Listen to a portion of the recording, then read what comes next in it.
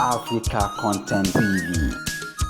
محمد عبده ورسوله اللهم فصل وسلم وبارك عليه وعلى آله الطيبين الطاهرين وأصحابه الغر الميامين وعلينا معهم أجمعين بمنك اللهم وكرمك وجودك يا أكرم الأكرمين ويا أجود الأجودين ويا أرحم الراحمين. أما بعد، السلام عليكم ورحمة الله تعالى وبركاته. وعليكم السلام ورحمة الله وبركاته. Moki Ààrẹ orílẹ̀-èdè Nàìjíríà, President Bola Ahmed Tinubu, tí Deputy Governor Èkó àti bàbá wa IG Smith, former IG Smith, tí wọ́n sojú wọn. Mo kí Deputy Governor ti State tá a wà yìí, ìpínlẹ̀ Ọ̀yọ́. Mo kí gbogbo àwọn Senator, àwọn tó wá láti House of Rep, gbogbo àwọn ńláńláńláńláńláńlá gbogbo ikú kí Ọlọ́run ní dẹ́kẹ́ jábọ́. Mo kí gbogbo ẹ̀yin bàbá wa níkàlẹ̀, bàbá wa ìmáàmù àgbà Ògìgì ní chief lé wá bá wa àmọ́ tẹ́lẹ̀tẹ́lẹ̀ gbogbo oko wa náà ló ti di chief imam tó wá jẹ́ pé àti ẹ̀fẹ́ mẹ́tín chief àtẹ́tín thief méjèèjì fẹ́ rọ́pọ̀ mọ́ra wọn, chief imam àti thief imam gbogbo wọn náà ni wọ́n ń dáhùn. Àwọn bàbá wa tí ń kí àwọn ìmáàmù àgbà ilẹ̀ Ìbàdàn àti gbogbo kàràkàrà rẹ̀, mo rò pé kàràkàrà pọ̀ ní Ìbàdàn náà. Láwọ̀ pọ̀lùkẹ́mìírà Ọlọ́run dákun, bàbá náà Ọlọ́run bá àṣàlékún dáadáa fún wọn. Àmín. Wọ́n àṣàlékún àlàáfíà fún wọn. Àmín. Wọ́n àṣàlékún ìdùnnú fún wọn. Àmín. Bàbá ti kí wọn àti tí gbogbo àwọn bàbá tó wà lórí ìdúgbò pátápátá. Gbogbo àwọn àfáà, gbogbo ẹ̀yin àfáà ńláńlá tẹ̀wà lórí ìdúgbò ọ̀láyà kìí pẹ̀lú gbogbo òwò àtàpọ́nlé. Àmọ́ kò sí bá a ṣe fẹ́ pè ìwọ̀nyí. Ọlọ́wọ́ ọmọ ọlọ́lá ìgbà tó mọ ìwọ̀nyí ó sì lè pé ọlọ́wọ́ bá wa pè ìwọ̀nyí ọ̀kẹ́kẹ́ àti ní kọ̀kọ̀. Ọlọ́wọ́ bá wa kí lọ́ba wa kí lọ́ba wa pọ́n ilé, lọ́ba wa kò yín láṣìírí, lọ́ba wa dùn yín mú. A fi kíkí tí wọ́n kí gbogbo àwọn ọmọdé náà. Àfi ẹni tí bá sọ ọmọdé wúre ni wọ́n kí àfa rẹ̀ tí ó lò ní ipò tí kí o. A kí àwọn kábíyèsí wa tó wà lórí ìdòkó. Gbogbo wọn pátápátá la kí Ọlọ́run lọ́ba wa kí yín o. Ààrẹ Mùsùlùmí tilẹ̀ Yorùbá wọn náà wà lórí ìdòkó. A kí wọn láyà kí. Ó tiẹ̀ fẹ́ bọ́jà President Ansar-Ud-Deen ní gba àlejò àti President Ansar-Ud-Deen tó wà lórí ìdòkó. Àti gbogbo ẹ̀yin ìyá wa, ẹ̀yin bàbá wa, gbogbo jama. Assalamu alaikum wa rahmatullahi wa barakatuh. Wa alaikum assalam wa rahmatullahi wa barakatuh. Wọ́n ní ìsọjọ́ wá sí o. Wallahi. Bàbá àbúrúsọ kéèké wà lórí ìdòkó. Bàbá mo ti kí bàbá yìí chief imam, bàbá imam àgbà. Mo ti kí àwọn náà.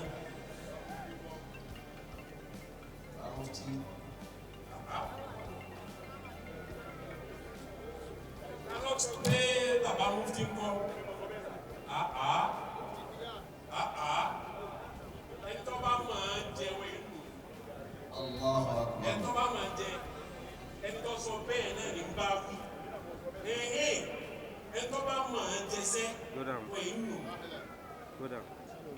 Àwọn míì lè bá máa sọ fún bí àwọn tí kì í kú tì lọ ni kì í ṣe wà wá.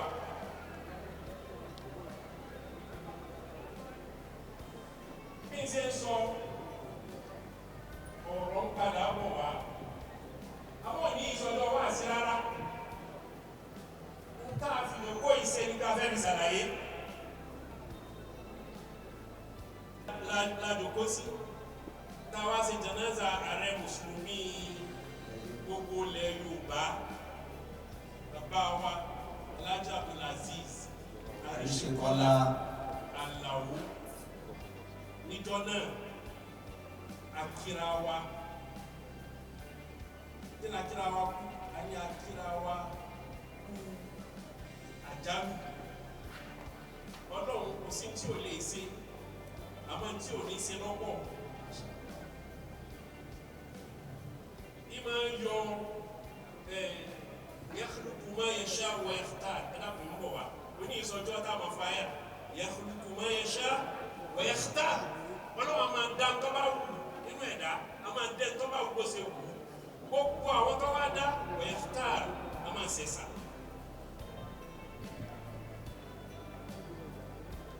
Yorùbá ní ká tó rẹ́ ni. Òdìgbò wọ́n ní ká tó rẹ́ fún ọdọọdún ní máa dá wọn kọ̀ọ̀kan tí wọ́n ń kọ́ mọ̀ lọ́sẹ̀ tó dàbí Ọlọ́run. Àwọn Ọlọ́run yìí sábà jẹ́ kí wọ́n pọ̀, tó bá pọ̀ wò ní ní ìmọ̀. Mo tún kí Ìbàdàn wípé ẹ kú rọ́jú, ìkan pàtàkì ló tún lọ yìí.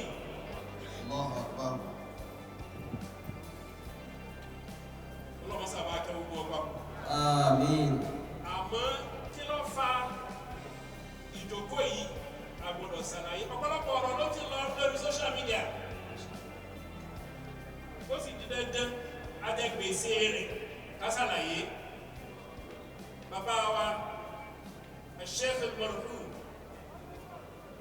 Muyideen Ajani Bello Rahimahullah. Àti tẹ̀gẹ̀tẹ̀gẹ̀. Fẹ́ni tí ó bá ṣẹ́gẹ̀ àtẹni tí ó pẹ̀gẹ̀ àti àti àti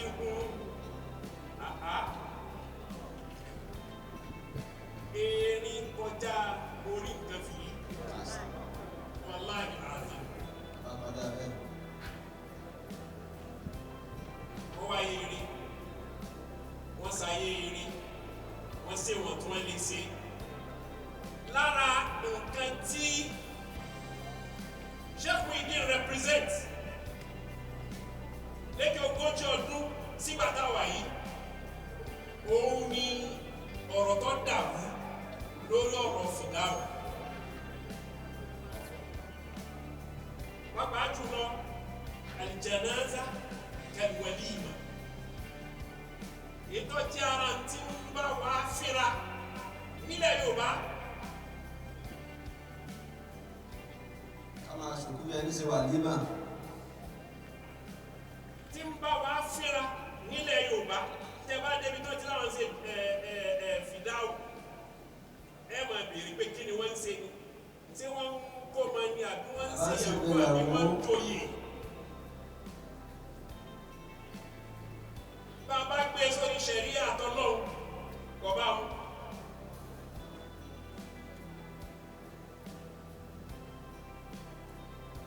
Wọ́n ní ayọ̀ láti fi tó wa létí wípé àwọn bàbá táwa gbàṣẹ́ lọ́wọ́ wọn ní Ansar-Ud-Deen, wọ́n kọ́ sínú order of service wípé kásàdúrà ọjọ́ kẹta, kásàdúrà ọjọ́ keje, kásọ ogójì ọjọ́, àwọn bá ní gbogbo tírẹ̀sì àwọn orí. Wallahi ń bẹ ní àkọọ́lẹ̀ bẹ́ẹ̀, ó wà lákọọ́lẹ̀ bẹ́ẹ̀. Bí ìbájẹ́ ìgbé àníírí ni kódà mo ní photocopy page yẹn ń bì lórí fóònù mi. Ọjọ́ kẹta. Kásàdúrà ọjọ́ kẹta, kásàdúrà ọjọ́ keje, kásàdúrà ogójì ọjọ́, mẹ́ta wọn ń bá nínú gbogbo tírẹ̀sì àwọn orí.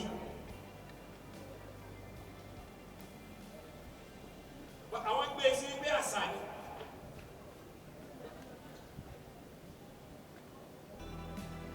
Ìgbà tí mo rí lọ́ba mi lẹ́rù, bà mí lẹ́rù mẹ́ wọn náà bàbá yìí ọ̀rọ̀ kó lọ́wọ́ ara wọn. wọ́n yọ ọ̀rọ̀ náà kó lọ́wọ́ ara wọn pẹ́tọ̀ àwọn ti sọ tiwa ó kú sọ́wọ́ yín. káàtì àwọn aṣọ ìgbé ẹni tó wá gbé létí pé ẹyẹ máa dòkú lókè ogójì ọdún. ṣé òun ni ó wà sípò padà táwọn asọ́pá ń ṣe kinní kan. ó dàbí ó ṣe torí nǹkan mí wọ́n gbọ́dọ̀ dúró lórí wípé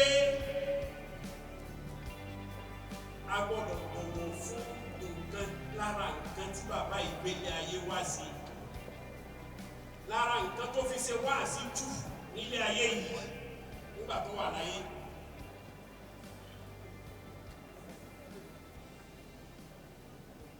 ọ̀rọ̀ tó pọ̀ ló ń lọ, àwa fúnra wa náà gbọ́dọ̀ yọ ọ̀rọ̀ kúrò lọ́rùn ara wa. wọ́n ti ń jẹ́ láti ẹ̀ka àsopọ̀ àwọn jọra wọn. nítorí tó bá jẹ́ pé bí ẹni tó lọ yìí ṣe fẹ́ ni. àtijọ́ ta ti ṣe jànáza àfẹ́jọ́ bá lọ kí wọ́n lé.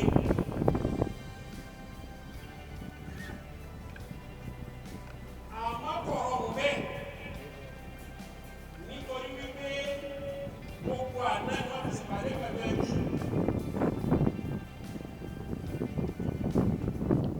ká tó arrive síbi tá a wà yìí gan-an kì í ṣe tọrọ. ká tó lè gbé e sí pé ibi tá a gbé e sí ni ilé tó bẹ́ẹ̀ ọ̀rùn báyìí. àmọ́ eléyìí tá a bá fi ṣe àṣìṣe ń bẹ abẹ Ọlọ́run ọba ọgbọ́n lága bóyá fún wa. Àmín. nítorí àlàkàkíkà òótọ́ tí ń bẹ́ẹ̀ ní wípé nǹkan lágbára jù tó ní ládájú òun ni salatul janaza tó ń sẹ́ńlá ànábì wa Muhammad sallallahu alayhi wa sallam. tí mùsùlùmí bá kú tá a bá rí ogójì èèyàn mùsùlùmí tó bá kírun sí i láà tí wọ́n sì bẹ̀rẹ̀ wájú Ọlọ́run ó gba ìpẹ́ wọn níjọ́ Jímọ̀. gbogbo wa la mọ̀ ń tọ́sẹ̀lẹ̀ la rí ń tọ́sẹ̀lẹ̀ afẹ́ ẹ̀ lè má rí ìrun jànáza kí wàláhì làásì. afẹ́ ẹ̀ lè má rí ìrun jànáza kí gbogbo bàbá àgbàlagbà ìgbà ni wọ́n ń tì wọ́n fẹ́ gbé wọn ṣubú. àwọn ń bira wa ẹ̀kọ́ ẹ̀sìn wo gan ní bẹ lára wa, ìwà mùsùlùmí wo gan ní bẹ lára wa, àgbọ́yé ẹ̀sìn wo gan ní bẹ fún wa.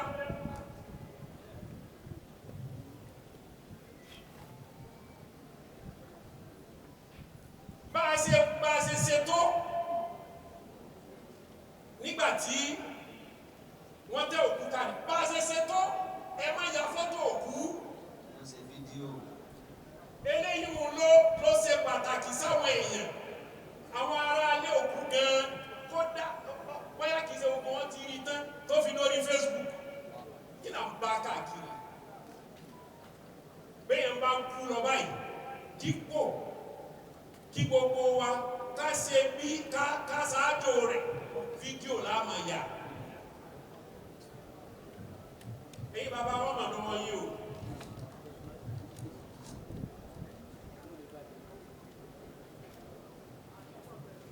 kódà alẹ́ mi rí níjọ́ Jímọ̀ àwa kọjú sí báyìí àwọn kan sì wà lókè níbi tá a wà wọ́n kọjú sí wa a kọjú sí kíblà àwọn èèyàn kọjú sí wa ìgbà tá a sì ṣe Allahu Akbar àwọn náà sì ṣe Allahu Akbar. lórí ẹ̀yìn ni wọ́n kọ sí kíblà wọ́n sì ń kírun sókù la. kí wọ́n ní nfààní ara àwọn nǹkan tá máa rí nílé òkèèrè kódà ara wọn kẹta kà nípa àwọn sábẹ́ ànábì wa Muhammad sallallahu alaihi wasallam ni wípé iye èèyàn báyìí ìlú èrò báyìí ló àtẹ́ǹdì janaza tẹ́bádé Asia tẹ́bádé Arabia iye èèyàn tó àtẹ́ǹdì janaza iná ni wọ́n máa kà.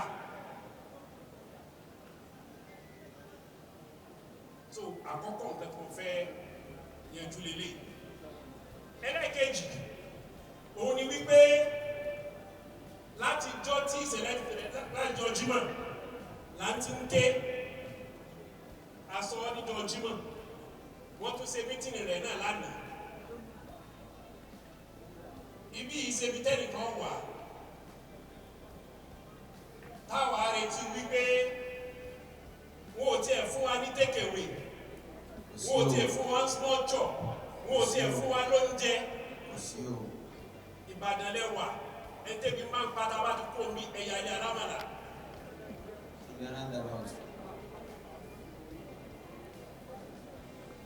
ẹn tó kú tó gbé ayé sọ lélẹ́yìn wa man baddalahu ba'da ma sami'ahu fa innama ithmuhu 'ala alladhina yubaddiluna man baddalahu ẹn tó bá yí padà ba'da ma sami'a kọ́sẹ́ tí ó sọ pé wọn gbọ́ nǹkan tí bàbá wa Sheikh Muyideen Ajani Bello tí wọ́n sọ ìbẹ̀nu kẹfẹ́ẹ̀tì ìbẹ̀nu CD ìbẹ̀ lórí Facebook láti Friday gbogbo èèyàn ní ti ń gbé sórí Facebook nǹkan tí bàbá yìí sọ yìí kò síjọ́ mẹ́ta kò síjọ́ méje kò sógójì ọjọ́ kò sí anniversary òkú wọ́n tún máa ṣe birthday fókù 1 year remembrance anniversary kò wọ́nú ẹ̀sìn kò wọ́nú bí kankan nù ṣẹ̀ríà.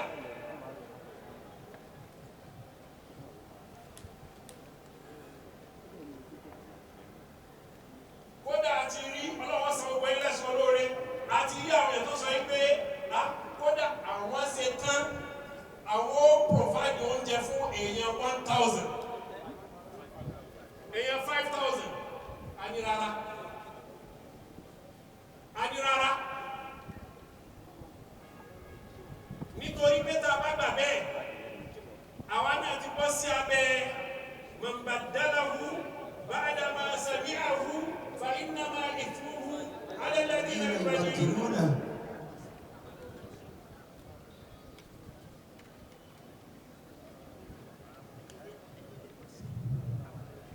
ẹlẹ́kẹ̀ẹ́ta kí ni wọ́n á jẹ́ pé ikú yẹ̀yẹ̀ nítorí eléyìí ṣe pàtàkì fún wa ányá ìpìyẹ́ tẹ́ bá lérò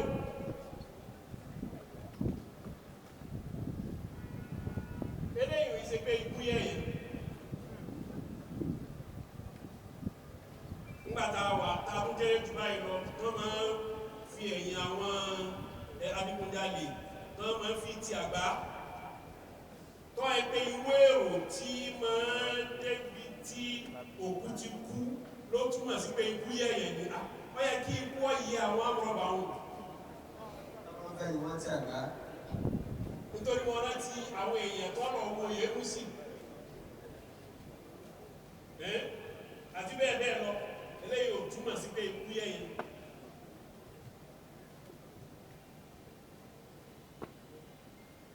kódà ó ṣe ogójì èèyàn yàtọ̀ férò lọ́nà ní kéèyàn rí yàtọ̀ fún àwọn tó wá bí janaza tí wọ́n ń yọ fóònù lápò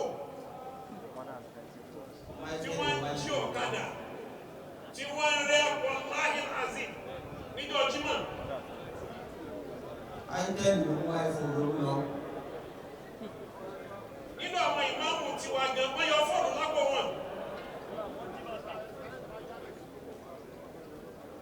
Sírú àwọn èèyàn tó fẹ́ sí pé èèyàn wájú ọlọ́run náà lélẹ́yìn.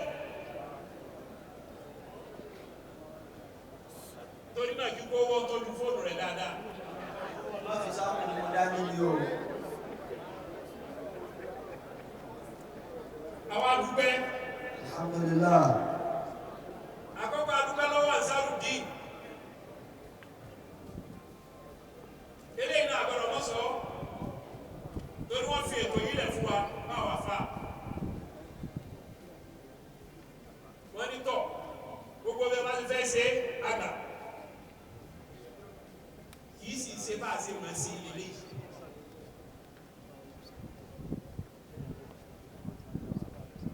àmọ́ wa náà ṣe ń fẹ́ mu nta fi ń sọ̀rọ̀ yìí ni wípé kọ́mọ́ wa di pé eyín kílẹ̀ yìí sọ kódà Muyideen nígbà ayé rẹ̀ bó ṣe sọ tó nígbà tó kú wọ́n sọ kú àdúgbò sọ kú gbogbo bó ṣe sọ tó rárá o rárá o rárá o ẹbẹ̀rù Ọlọ́run kẹtọ́ sọ̀rọ̀ eléyìí o ẹbẹ̀rù Ọlọ́run ẹbẹ̀rù Ọlọ́run ẹbẹ̀rù Ọlọ́run.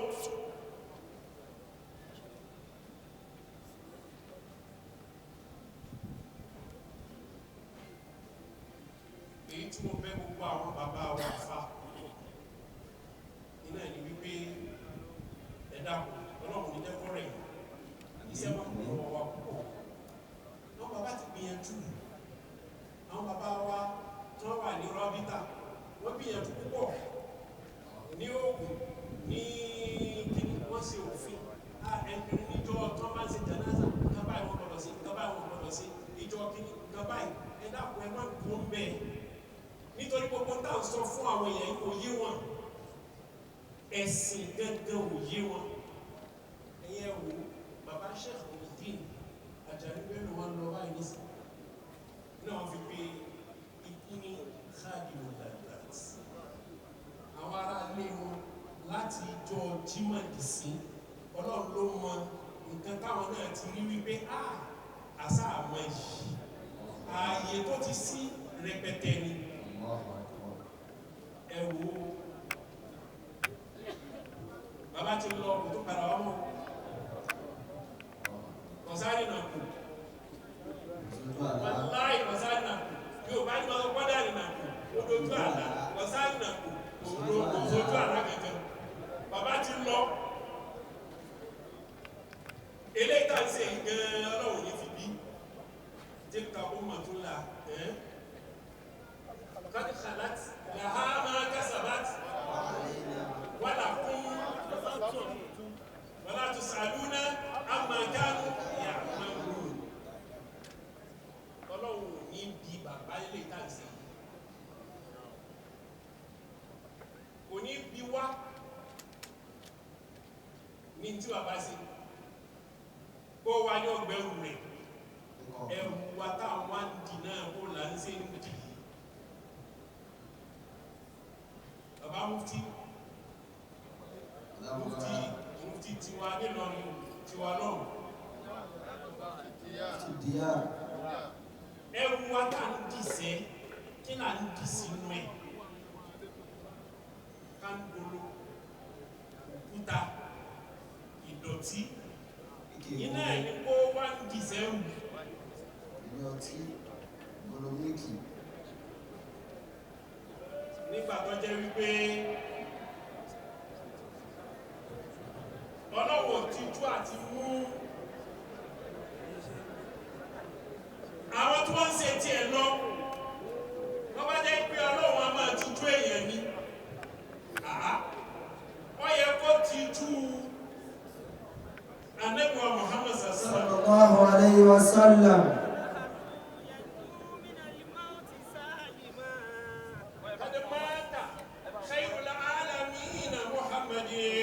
وما أحد ينجو من الموت سالما وسام لمنايا قد أصاب محمدا. ìgbà tí Ọlọ́run ò ti tú kó mú Ànábì kú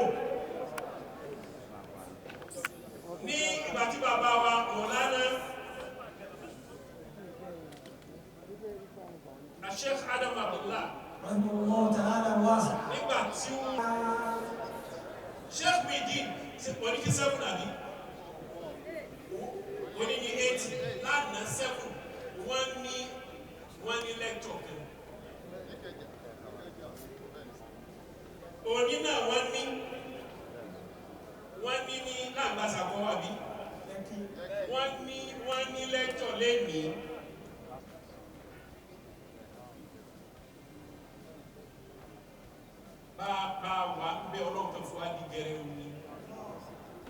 sí ń bẹ̀ ayé ọmọ lọ kódà kò ní mà ká kú ò nítorí eléyìí àwọn nǹkan tó yẹ ká tún ṣe ẹ̀dá tún ṣe kí èèyàn òkúta ìkú kí àwọn ọmọ olóko ti máa lọ rán àǹkárá kí wọ́n òkúta ìkú kí oríṣiríṣi ti máa ṣẹlẹ̀ sáà ń retí kó kú ni àbí inú wa ń dùn ẹja jáwọ́ ń bẹ̀ tó ẹgbẹ́ tẹ̀sí ni ń tá a lè ṣe dípò rẹ̀ pọ̀ tá ẹ bá fẹ́ ṣe sàárà ọ̀nà tá a lè gbà ṣe é pọ̀ àwọn àfa ìsàlùbárà wọ́n ṣe tòkútòkú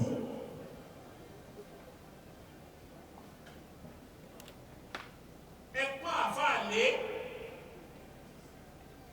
ẹ̀ṣẹ̀ dáadáa sáfà ahsin kama ahsana Allahu ilayk ẹ̀ṣẹ̀ dáadáa sí wọn bọ́lọ̀ ṣẹ̀ṣẹ̀ dáadáa sí yín kì í ṣe pé kókò kú kẹ́ ní ẹ̀ẹ́dẹ́gbàfà afẹ́kẹ́ kéde máa kí Al-Qur'ani méje kí ló dé fẹ́ báyìí rẹ̀ ni Al-Qur'ani méje ṣe jẹ́ fún kí ni fún táyì.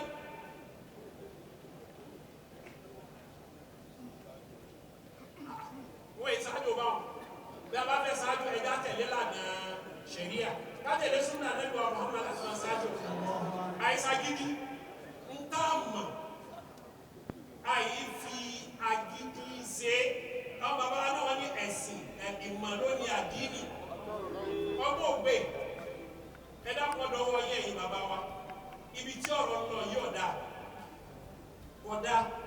kódà rárá kódà bó ṣe lè wù kó kéré mọ́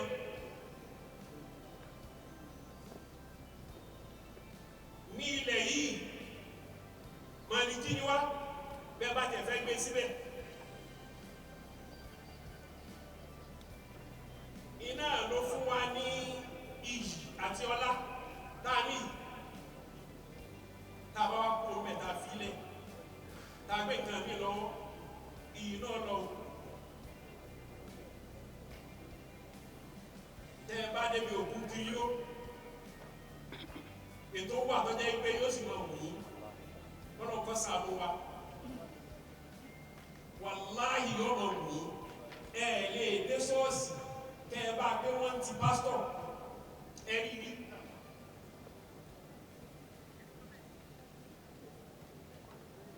kódà olórí orílẹ̀-èdè gbogbo kó mi ó ṣe ga tó yóò kúnlẹ̀ síwájú pásítọ̀ ní sẹ́fẹ̀ ẹ̀rí abẹ́ ẹ̀rí Jonathan nínú ọmọ orúkọ tọ́lọ̀ kúnlẹ̀ síwájú rẹ̀ wọ́n tẹ́ ẹ̀rí abẹ́ ẹ̀rí kódà wà bọ́ bá sẹ́jọ́ ó kúnlẹ̀ síwájú pásítọ̀ àbí ó kúnlẹ̀ síwájú rẹ̀.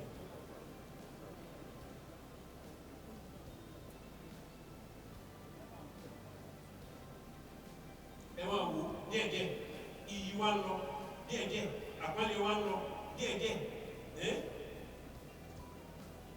àwọn tí ò tó wa bàbá àwọn tí ò tó àwa ọmọ yín wàláhì bí Rabbil Kaaba àwọn ọmọ tẹ́ bí àwọn tí ò tó wa tí wọ́n bá fẹ́ sọ ní ẹrú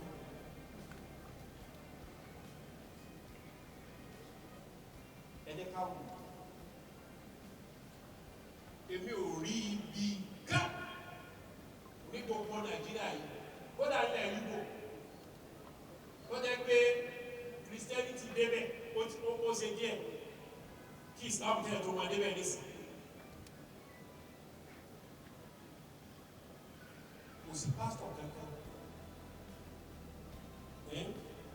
tí lọ kólẹ̀ wájú ọba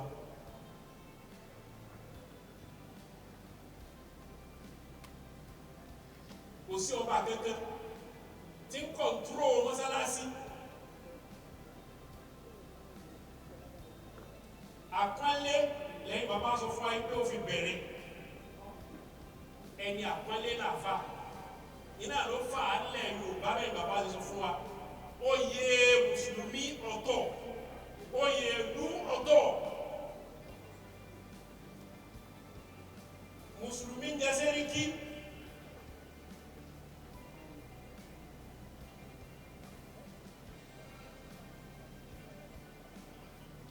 wọ́n sì láàyè oyè ìmáàmù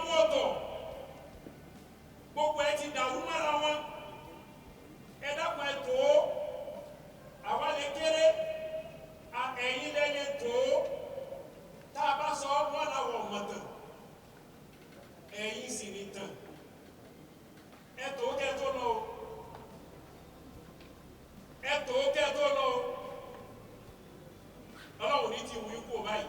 Àmín. Ẹ̀tọ́ kẹ́ẹ̀tọ́ lọ. Inna hadhihi tazkiratun faman sha'a takhadha ila rabbihi sabila. Abẹ́ ọlọ́wọ́ bá lè kí ọlá. Mọ́sá bá wa sàlékún kí àti ìpè fún bàbá wa Sheikh Muyideen Ajani Bello. Allahumma ighfir lahu warhamhu wa afihi wa afu anhu wa akrim nuzulahu wa wasi' madkhalahu واغسله بالماء والثلج والبرد ونقيه من الذنوب والخطايا كما ينقى الثوب الابيض من الدنس. اللهم باعد بينه وبين خطاياه كما باعدت بين المشرق والمغرب. اللهم انقذه من ضيق اللهود ومراتب الدود الى جنات الخلود في سدر مخدود وفرح ممدود وظل ممدود وماء مسكوب وفاكهة كثيرة لا مقطوعة ولا ممنوعة. اللهم لا تهنا أجره ولا تفتنا بعده برحمتك يا أرحم الراحمين يا رب العالمين. صلى الله على خير خلقه محمد وآله وصحبه أجمعين. سبحان ربك رب العزة عما يصفون وسلام على المرسلين والحمد لله رب العالمين. آمين. Now, after all, èyí tó kù nínú ètò yìí, ètò mẹ́ta péré, a sì gbọ́dọ̀ parí rẹ̀ káàbò kó tó lù. A gbọ́dọ̀ parí gbogbo ètò kí aago kan tó lù pẹ̀lú ògo Ọlọ́run. Bàbá wa àgbà, ìmáàmù àgbà fún gbogbo ilẹ̀ Ìbàdàn. Kódà bó ṣe ámì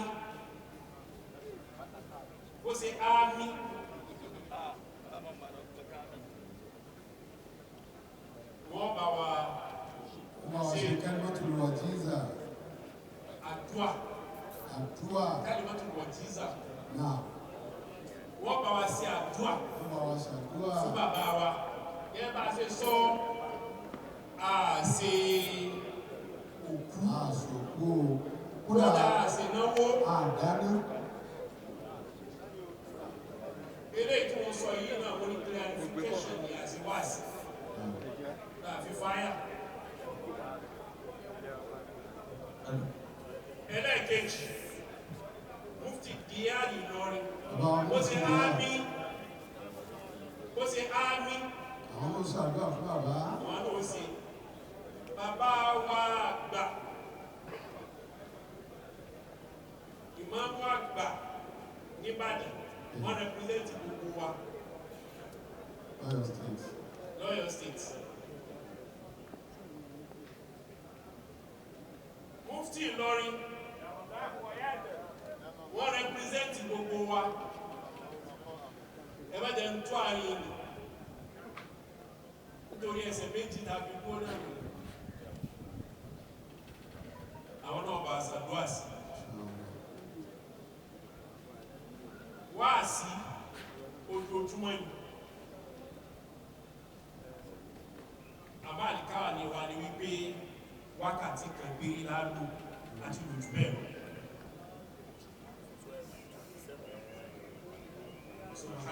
Subhana rabbika rabbil izzati amma yasifun. والصلاة والسلام على المرسلين. Akí bàbá wa.